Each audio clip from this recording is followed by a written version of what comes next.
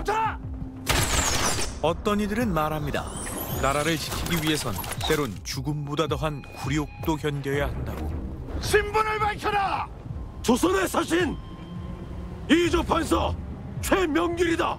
그런가 하면 청병이 곧 들이닥친다는데 왜 어가를 따라가지 않으셨소? 청나라 군사들이 들어오면은 길을 안내해주고 이 곡식이라도 좀 얻어볼까 합니다. 또 어떤 이들은 말하죠. 나라를 지키기 위해선 때론 피해의 희생도 감수해야 한다고. 전하, 속해 남한산성으로 옥체를 피하소서. 청나라의 침공으로 국토가 백척간부의 위기에 놓인 때는 1636년. 세자저하를 볼모로 보내지 않으면 화친은 없을 것이라 하였사옵니다. 전하! 명길은 지금 세자저하를 욕보이고 나아가 전하를 능멸하고 있사옵니다. 한치도 물러설 수 없는 논리와 의심할 바 없는 충성심으로 맞서는 정반대의 입장. 정령 전하께서는 칸의 신하가 되시겠사옵니까? 전하, 만백성과 함께 죽음을 각오하지 마시옵소서.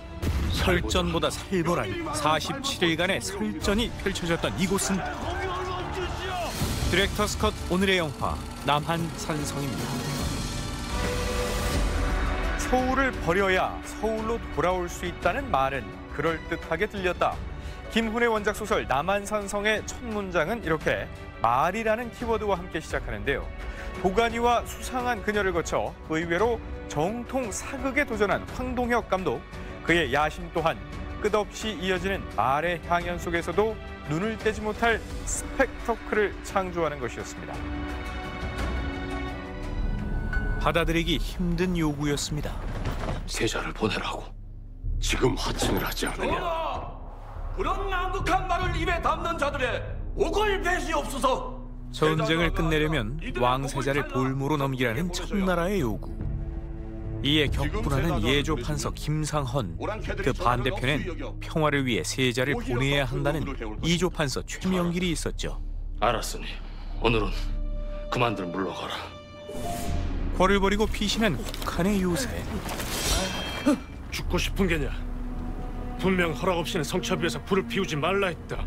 적에게 발각될까 온몸조차 녹일 수 없는 병사들의 고초란 이루 말할 수 없었는데, 성첩위의 군사들에게 가만히를 올려주시면 안 되겠습니까?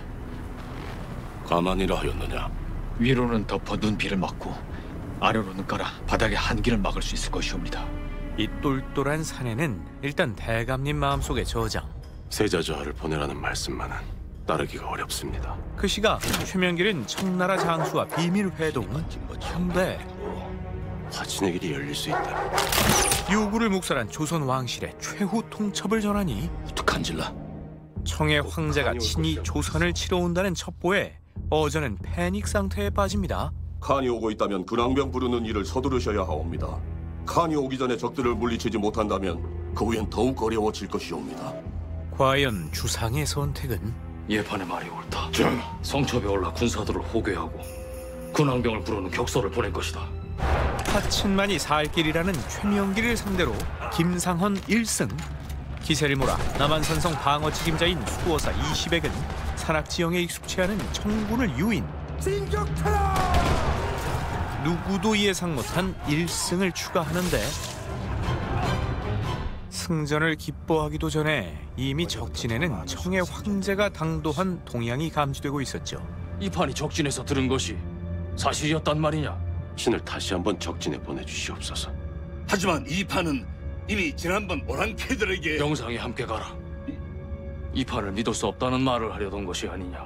그러니 영상이 함께 가서 적진을 살피고 오라. 어라? 이게 아닌데? 아무튼 다시 만난 적들은 또 한 번 업그레이드를 완료한 상태였습니다. 홍익보라는 대포여. 게다가 세찬과 손은 가져가라고 하시오. 왕의 선물도 반품하는 이 근거 있는 자신감. 칸께서 오셨다 들었습니다. 잠시 뵙게 해주시면 먼발 제사라도 인사를 올리고 싶습니다. 간더 헌킬러 수원이 왕 투치러보의 헌킬러. 적들이 그 홍익포라는 것을 쏘고 일시에 성벽을 기어오른다면 이 성이 견뎌낼 수 있겠는가? 적들이 성을 치기 전에 먼저 본때를 보이시면 어떻겠습니까? 패닉 상태가 격화될수록 힘을 얻는 강경파들의 목소리, 하여 다시 선제 공격을 단행하는 조선군의 모습에서 다가올 때까지 기다려라! 첫 번째 디렉터스 컷이 시작됩니다. 청나라의 기마부대가 막강했다지만 당시 조선군도 조총으로 무장, 압도적인 화력을 자랑하고 있었는데요. 이 장면에서 겁에 질린 어느 병사의 어이없는 실수가 연쇄 반응을 일으키고 정작 적들이 사정거리에 들어왔을 때는 총 한 번 못 쏴보고 몰살당하고 마니 병자호란 당시 조정과 군대에게는 어쩌면 청나라 대군보다 추위와 공포 그리고 내부의 분열이 가장 무서운 적이었을 것이라는 영화의 주제가 이 전투 장면에 함축돼 있습니다. 남아있는 군사들을 모두 내려보내라. 이 싸움은 반드시 이겨야 한다. 군사들을 모두 죽일 수는 없습니다. 퇴각하던 병사들마저 화포를 앞세운 확인 사살에 전멸하고 이제 남한산성은 압도적 열세로 몰리고 마는데 이것이 가능한 일인가? 군왕병들과 정확히 때를 맞추고 성문을 열고 나가 안과 밖에서 동시에 적을 공격한다면 불가능한 일은 아니옵니다. 격소를 성 밖으로 보낼 수 있겠는가? 철통 같은 적의 포위망을 뚫고 근왕병을 이끄는 도원수에게 구원을 요청해야 하는 임퍼서블 미션. 조정의 막중대사를 어찌 천한 대장장에게 맡기시렵니까? 그 중책의 적임자로 택한 것은 마음속에 저장했던 병사. 내가 지금 믿을 수 있는 사람은 너뿐이다. 나일수에라는 이름의 대장장이었죠. 그가 구원병을 몰고 올 때까지 어떻게든 성을 지켜야 하는 상황. 허나 최명길의 생각은 좀 달랐으니 전하, 배후에 명나라가 있으니 칸은 삼전도에 오래 머물지 못할 것이옵니다. 칸이 머무는 동안 성을 나갈 길을 열어야 하옵니다. 칸이 오래 머물지 못하니 안에서 먼저 문을 열어서는 아니 되옵니다. 칸이 오래 머물지 못하니 안에서 열지 않으면 서둘러 문을 부수려 할 것이옵니다. 자, 여기서 두 번째 디렉터스 컷이 시작됩니다.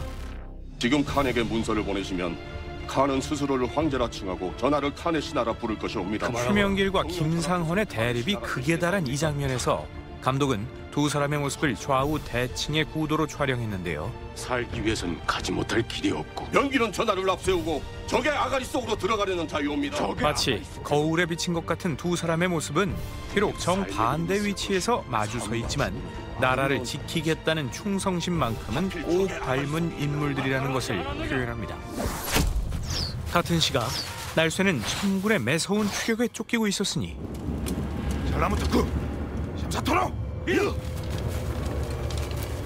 조선의 명운이 걸려있는 격서마저 적의 수중에 떨어질 위기에 처하고 맙니다. 우리는 이미 이 굴욕적인 역사의 결말을 알고 있습니다. 그럼에도 이 비극을 다시 상기해야 하는 이유는 아무런 잘못이 없습니다. 이 역사가 오늘날 현실의 거울이기 때문은 아닐까요? 견뎌주소서. 침략자들보다 무서운 내부의 공포와 다른 듯 닮아있는 충신들의 대칭 구도, 이것이 남한산성의 디렉터스 컷이었습니다.